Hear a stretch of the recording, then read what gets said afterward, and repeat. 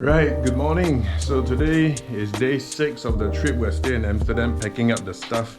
And if you guys do a lot of walking while traveling, your socks are gonna smell like fish. So it's advisable that you keep them in these little Ziploc bags before you mix them into the laundry bag.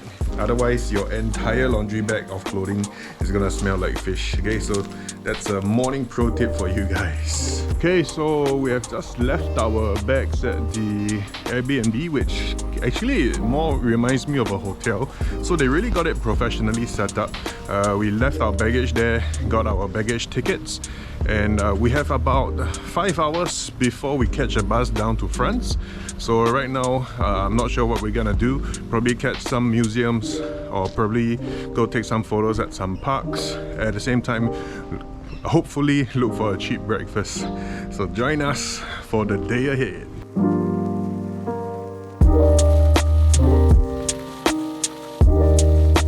So as we're walking around the Van Gogh Museum, there are a couple of like fitness dudes right here training their strength, their cardio and stuff.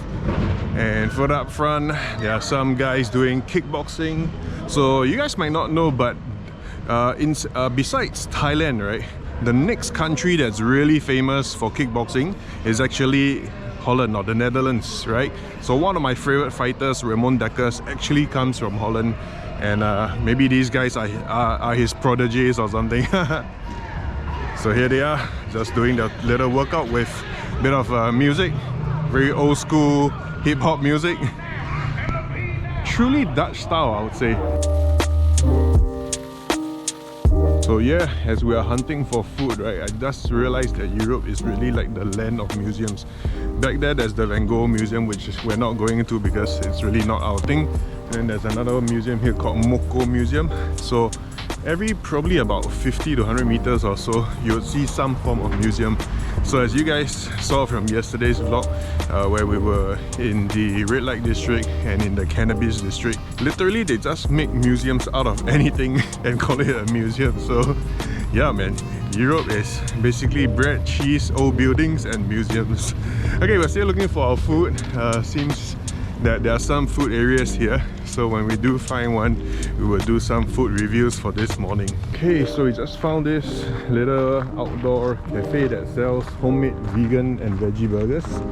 And if you guys don't already know, Europe has got a lot of vegan cafes, so it's really vegetarian and vegan friendly right here. They also have a lot of gluten-free and like lactose-free stuff, so let's just check out the menu. So I think they have regular chicken burgers, cheeseburgers, and of course as advertised they have the vegan stuff as well. So let me just check out the menu and order something here. It looks really good. Okay, so the meal is 19 euros in total, so that's gonna be a pretty big breakfast, I suppose. So this is a nice little stand right here, and the outdoors here is simply amazing. So check out the outdoors. So this is the view that we're gonna get with the burger, and yep, so just waiting for the burger to arrive. So I'm just gonna chop and reserve a seat, and this is a really great place to actually do some people watching. And I think I will just sit here. Lovely morning to have a vegan burger. So not the most affordable of breakfast as well. Everything costs about 20 euros, which is about 30 Sing dollars. So I guess when coming to Europe, and if you're not really hunting for like the budget food options, you do have to prepare a fair bit of budget for your food. So this is the view around here, and the people that you can watch around here. So while waiting for the food, let me just show you the environment.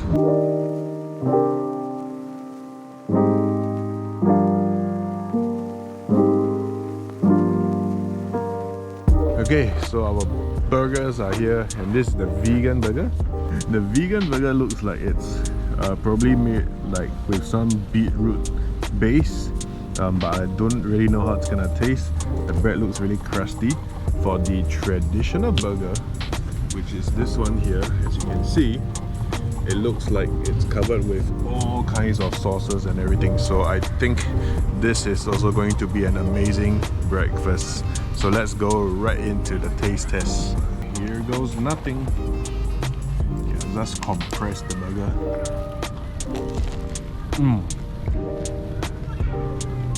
Yup. So I'm actually a pretty big fan of the Impossible Burger because I don't eat beef. So the Impossible Burger actually tastes like a really good beef substitute. The vegan burger here is nothing like the Impossible Burger because, as you can see from the patty, they did not make it to, or rather they didn't have the intention to make it into a meat substitute, right? So they put all kinds of little granola bits all over the top to give it that crunch. As I suspected, it was a lot of like a beetroot as a base, so you can really taste the sweetness of the burger. So if you're more a savory person like myself, you won't really enjoy this. However, the freshness of the salads and the sauces actually give it a really nice tang to it, and therefore compensates for the lack of that savory taste. Bread-wise is excellent, freshly baked, you can tell. And basically it has a nice chewiness texture to it, and all in all, with the mayo and the tomato and a little bit of paprika sauce inside, this makes for a very good brunch or breakfast meal. So right now it's about 10 AM in the morning, so I'm gonna consider this a brunch.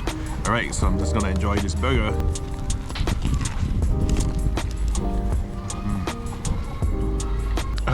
So I've just finished that lovely vegan burger, and there's nothing better than to top it off with a good hot chocolate. So again, right, back in Singapore I never drink hot drinks, but in Europe, wow, hot drinks are like, you super appreciate them. So really nice environment. You can see the amount of detail that they put in. They have like a nice candle holder, they have like live plants on the table, and the ambience basically, wow, it's just fantastic. So if you guys haven't been to Amsterdam, definitely one of the cities that I would highly recommend that you come visit.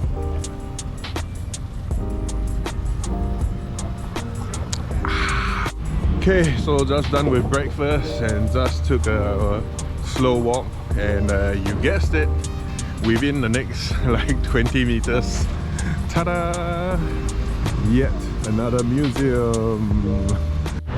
So as we were walking past this museum down here, I think it's probably a museum of paintings, and while I'm not really interested in old artifacts now, I just recalled that one of my favorite painters is actually Dutch, and that is none other than the famous Rembrandt. Okay, so if you guys don't know, I used to be a photographer in the early 2000s, right? And my favorite lighting style is actually the Rembrandt lighting, whereby the light source comes down at a 45-degree angle and leaves a beautiful triangular shape on one side of the face.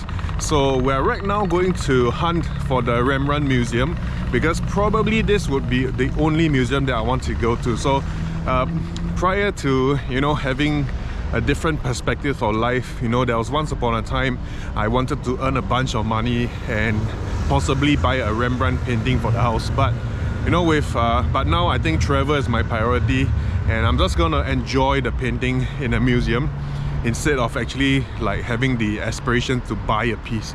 Eventually we all gotta go, and the painting in a museum can be shared by many to view, instead of just selfishly hanging on your own walls, right? So anyway, we're going to the MRT, the museum now, and incidentally I just passed this really beautiful waterway. I'm just gonna show you guys. Wow, let's check out the amazing view of the waterway with the, again, historical building. Even though I'm sick of historical buildings by now, but this one here is really nice. Look at this. Wow, imagine if you freeze frame, this is a picture perfect photo. My god, hey, I might want to take a photo here.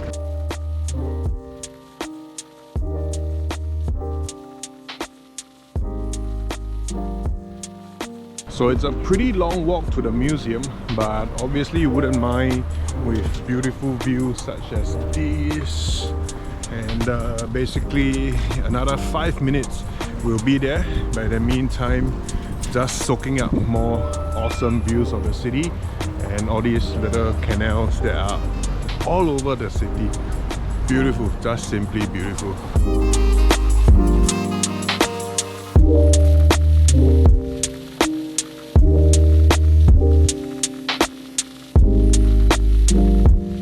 another 2 minutes more or so. I think we're pretty close by, and just pretty close by the museum that we're intending to go. We came across this little, what looks to be like a weekend market, although it's not the weekends, it's a Tuesday. But these are some of the stuff that they're selling.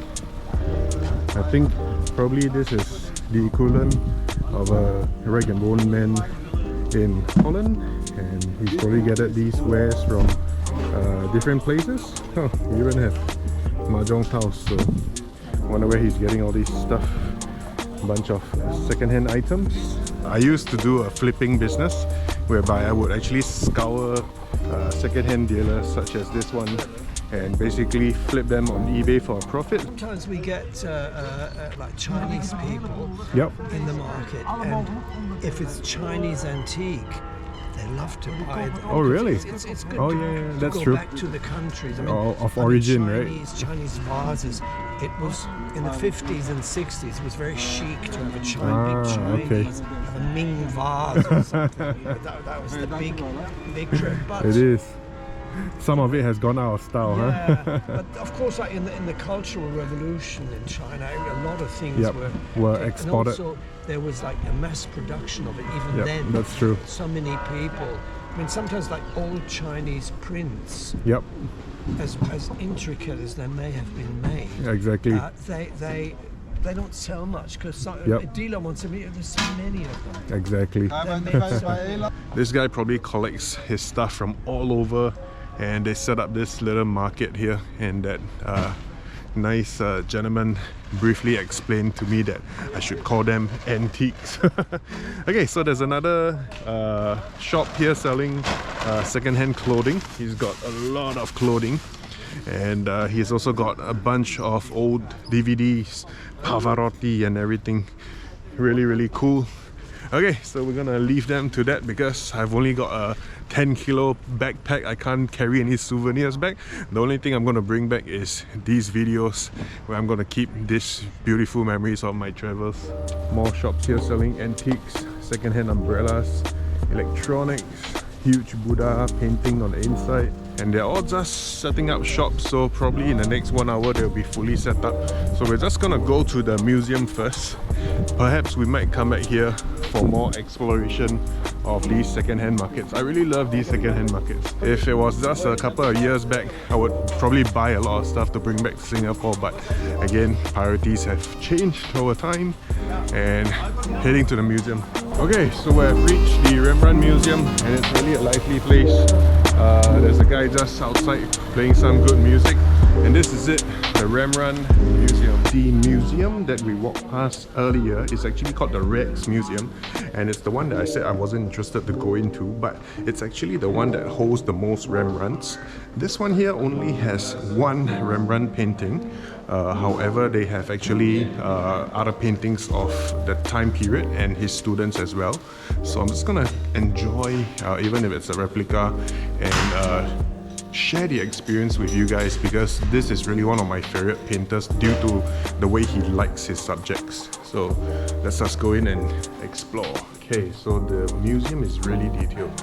They actually have a depiction of Rembrandt's residence, and the most part at the bottom we're not really interested. This is where his studio was at the top, right? And what he did, he actually put like a hole in the ceiling so that the light can actually come down onto the subject at a 45-degree angle, and it creates a nice triangle on one side of the face. One side will be dark, the other side will be illuminated, and the painting will look super mysterious. So let's go in and take a look at an example of one of his paintings. So I'm guessing this museum is actually replicating Rembrandt's house. So at the bottom there was a kitchen with a whole bunch of students having a little art talk. So I shall avoid that room because there's no significance to me.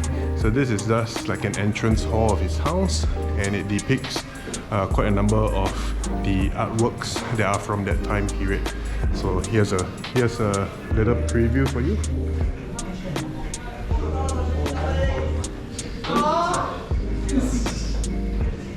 And I think the students have arrived. So let me just Where are you guys from?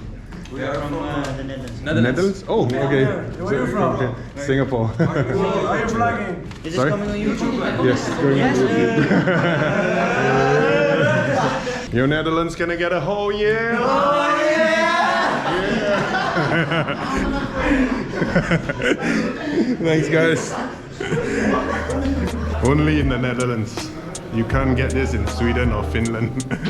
I haven't found one that's typically of that lighting, but when I do find one, I'll get it on film. So let me just walk around and find one of those paintings that are typical of a Rembrandt. Okay, so we're in a room full of etchings, and these etchings are also of really good value.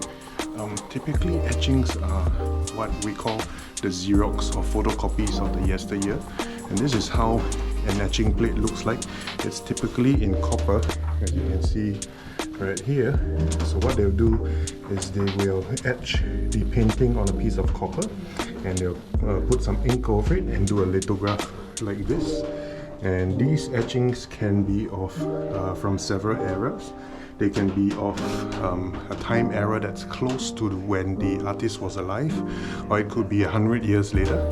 So typically even the etchings cost a pretty penny, and these are some examples of them. So this one here is typical of a Rembrandt style painting.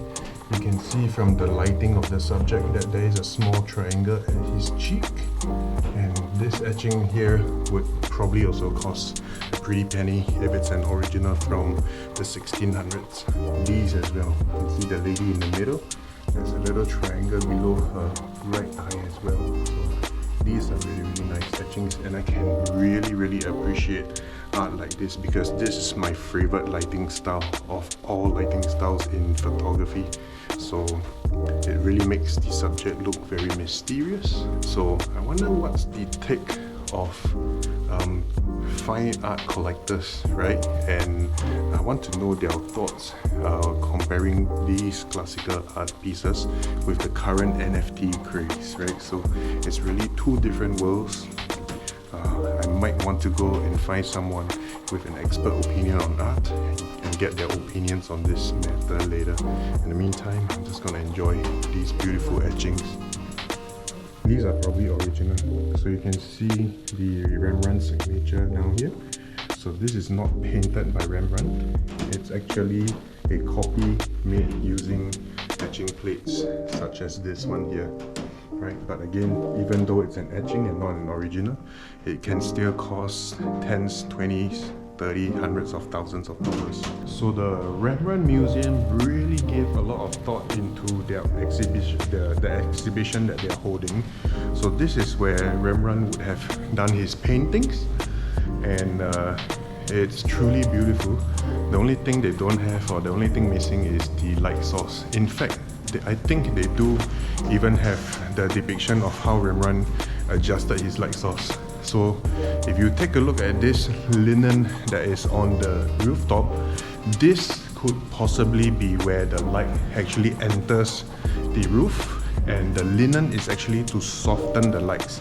So if you guys have been to a video or photo shoot, you would know that there are what they call soft boxes in the studio, which are basically big lights with a linen in the front, and that actually softens the light when they do their photography portrait, when they do a video shoot. So that is actually a very accurate impression of how Rembrandt would have done his paintings and littered his subjects. Excellent. Okay, so in this display cabinet here would be the paints that Rembrandt would have used in the time period. You would have seen the different clays and the different ways they colored their paintings. And these are more materials of how Rembrandt would have prepared his materials for the artwork. So that would be a heater and more like measuring devices and stuff. So this of course is the canvas where he would have painted all his subjects on, and these are some of the frames that he would have stretched the canvas as well. Okay, so coming up to the last level of the Rembrandt Museum, there are very nice little etchings down here on display, as you can see. So check it out. So these are all etchings of Rembrandts, different Rembrandts. Okay, so strangely enough, there are other exhibitions of other artists, presumably Dutch, of, well, people pooping. Yes, people pooping. Why? I would have no clue. But these are just photographs of people taking their poop in various situations. So the Dutch do really live up to their name. And yes, just simply weird. So that's it, the end of the Rembrandt Museum. It spans about 3 stories, and we're gonna walk down right now and probably head to another place of interest.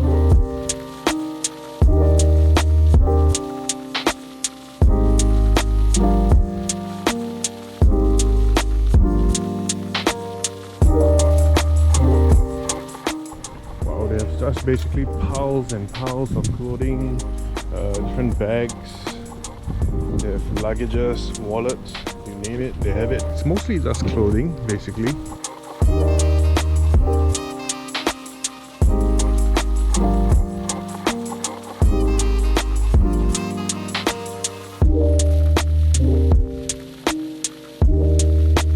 We started at about 9 AM this morning, and basically it's about 12 in the afternoon right now.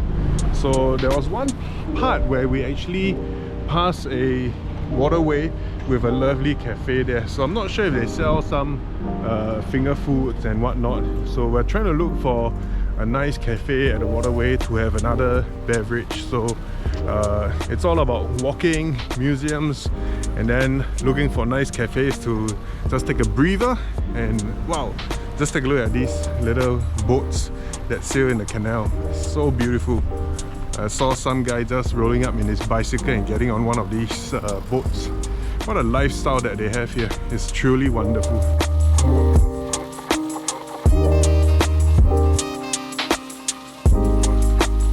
Okay, so I guess when coming to Europe, part of the culture is really like the coffee and cafe culture. So we have found this place that's right next to the canal, and it's super duper gorgeous. Although again the sun is blazing right down on us. It's like about almost 12 PM.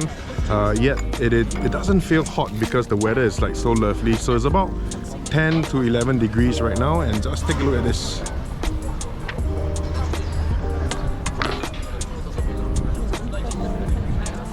And here's a little sneak peek of the views that we're gonna get from drinking coffee right here.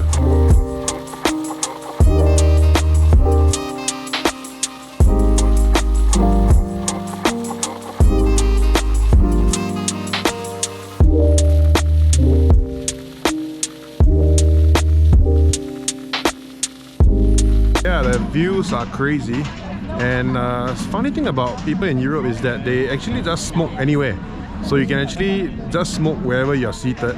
There's no smoking section, and I find that actually, in fact, in Europe, a lot of people actually smoke. So that's something that's a little bit surprising for me, coming from a place like Singapore, where I think smoking is kind of like on a decline.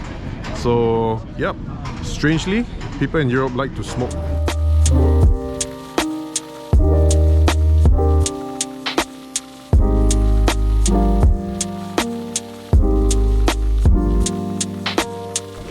The food has arrived at this beautiful quayside cafe, and just check this out. This is awesome.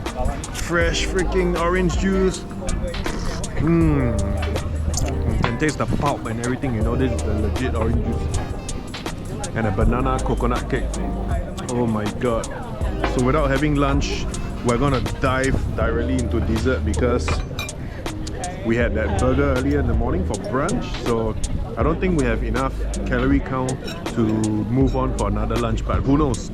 If we do come across a cafe that is worthy of putting more calories into my body, I will do it. Okay, so here goes nothing. I'm gonna dive into this beautiful toasted coconut flaked banana pie with a nice crust at the bottom. Without having to chew, The fragrant coconut, toasted coconut flavors just burst right into my nose. The fresh cream is so super duper awesome. Let me just whip out some cream and show you guys. Probably freshly whipped to perfection. Creamy, cool, and totally fluffy. Anything with fresh cream tastes really, really good. I'm gonna go in for another bite. This is just too good. And then after that, I'm gonna keep the rest and savor it slowly. So one more for the camera before I savor it slowly myself.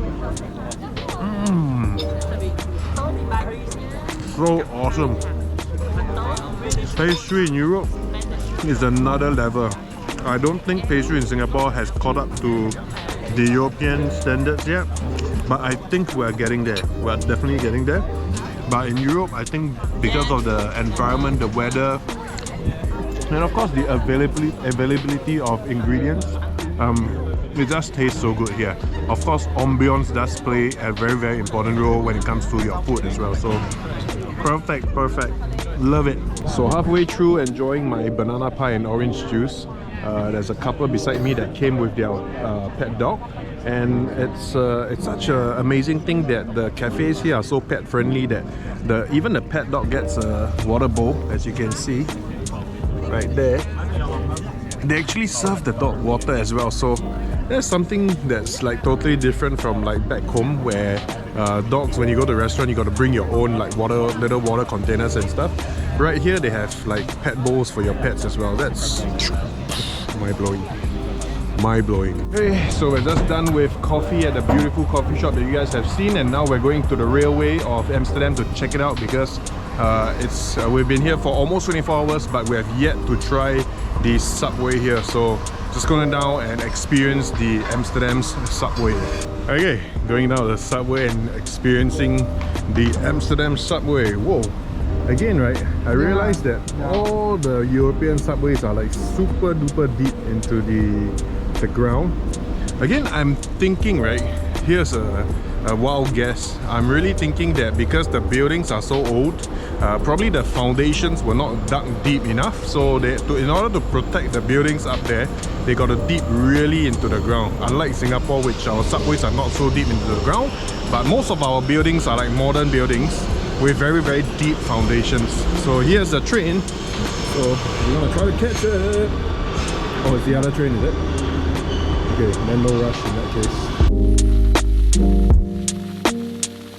Okay, so we just got out of the subway, and directly out of the subway you can see magnificent views just like this one behind me. We are heading back to the hotel. It's a little bit early, but I think we have covered most of town. So my itinerary definitely fits those of you who want to actually just come and explore for a day. You would probably be able to cover the entire city, but we will not be able to cover anything that's a little bit on the outskirts. But that's okay for me because I'm on a sample platter trip. I just want to experience every city and see what they have to offer. Little beautiful park right here. I see that a lot of the flowers are in bloom right now, so I'm just heading there in a second. Beautiful.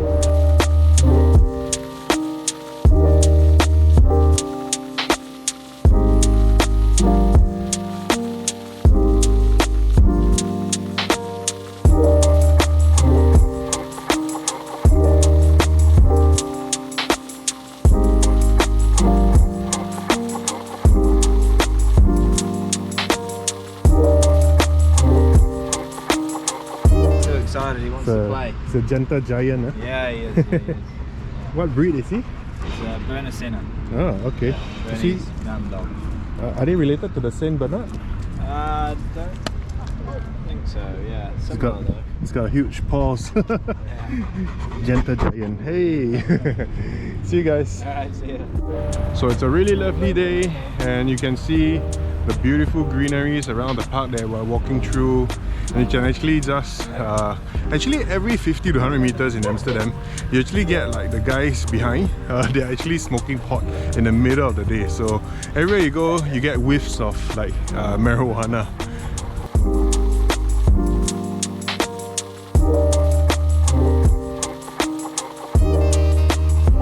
So we're on our way back to the hotel, And we're walking past this vast field, as you can see behind me, and you can see quite a number of people sitting down in the fields behind me.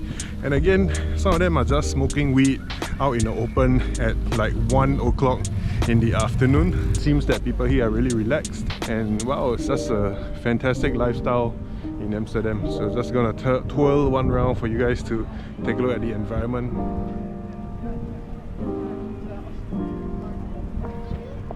Such a different lifestyle than back home in Singapore. So people here are definitely a lot more chillaxed. Okay, so we're right now in the hotel lobby. We have just had a good rest and we're heading to the train, to the bus station and taking a bus to France. It's going to be 6 hours.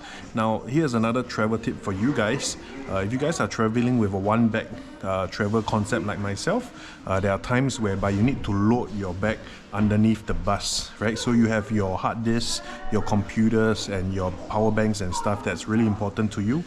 So what you want to do is you want to grab one of these. Okay, so this is actually a day bag, right, where you can actually fold it into a size of a palm like this.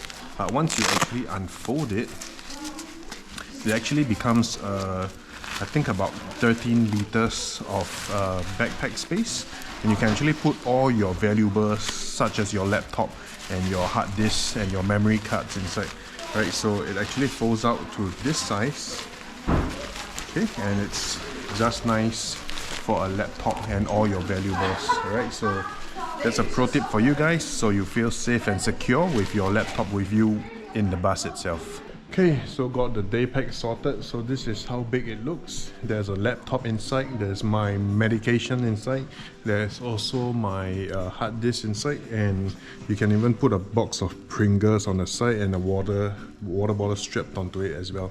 So all in all, this is gonna feel a lot safer with me than actually having it in the stored luggage section under the bus, because these are really essential for me, right? My data and my long-term medications. Okay, so we've just arrived at the bus station, and it's one of these international buses here.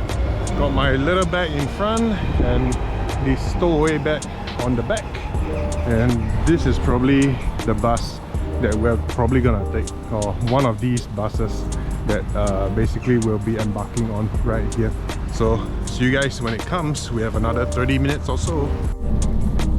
Okay, now we just boarded the bus on the way to Paris, and it's a really basic bus, but it only cost us 17.5 euros, so check it out.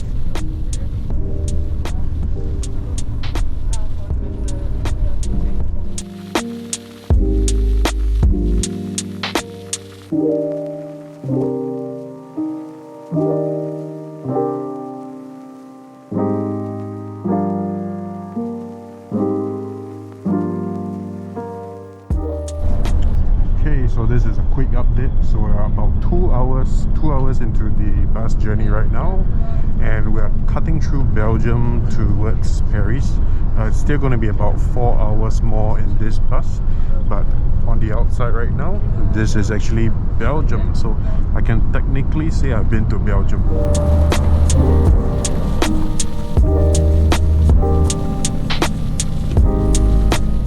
Okay, so we are halfway through. The bus is parked here for a 15-minute detour, and we are in Belgium right now, and there's this little gas station where you can get food and probably hopefully use the toilet as well. We just grabbed a sausage roll, and man, I'm like having phobia of getting back on the bus because there's like no oxygen in the bus.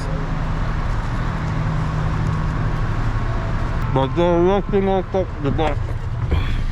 Okay, so we've just arrived France from the bus station, and the bus station is beside a sports arena. I believe probably a soccer match just finished. So as you can see from the surrounding, there are tons of people, thousands upon thousands, tens upon thousands upon tens of thousands of people around me, and there's still all these bars and bistros still around, still open at 11 PM at night. Just take a look. But we're heading to a Chinese restaurant right now, which is 3 kilometers away, but because of the number of people here, the Uber ride would have cost 23 euros. So instead of paying 23 euros, I guess we'll just walk there. It's only 3 kilometers, so about maybe a half an hour walk or so. So Catch you guys there. Meantime, this is the crazy crowd that is out and about right now.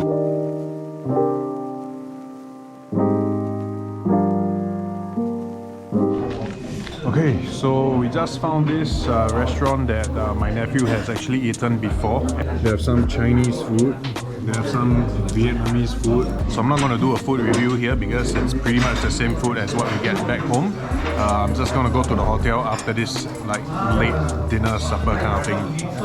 So I'll see you guys at the hotel. Okay, this seems to be the Airbnb or the apartment that we booked on booking.com. Seems pretty grand. Strange Airbnb. The escalator is there, the elevator is downstairs, but we're taking the stairs and it's like a dungeon. Oh my god. So scary. What the hell? It smells really musky. It smells like a dungeon. Oh my god. What have we gotten ourselves into? Where's the key? There's no key.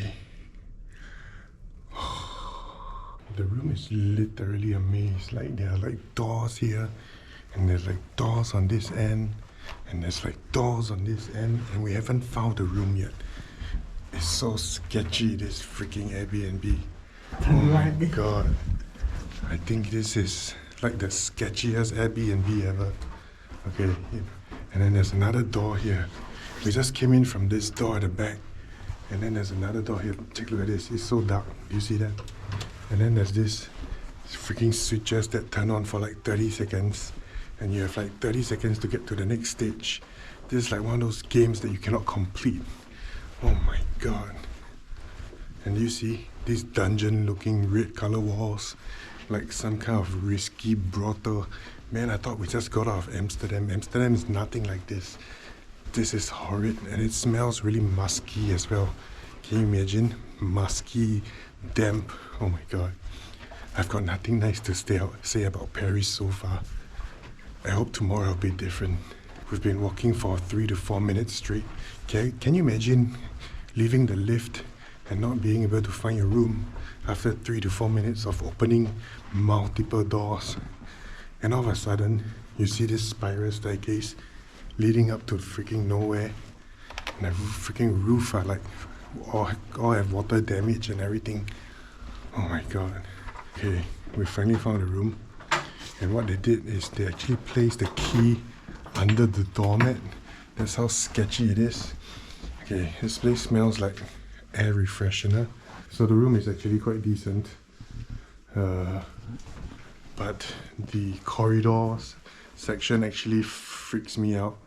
And like, oh man, I really don't have a good feeling about this place. So I'm just gonna retire for tonight. Hopefully tomorrow will be a better day in Paris, because so far the experience from the bus station to the booking.com Airbnb has not been good. I'm going to give you guys some of my thoughts on the experience so far. But in the meantime, I'm super tired. I'm going to sleep like instantly right now. So see you guys tomorrow.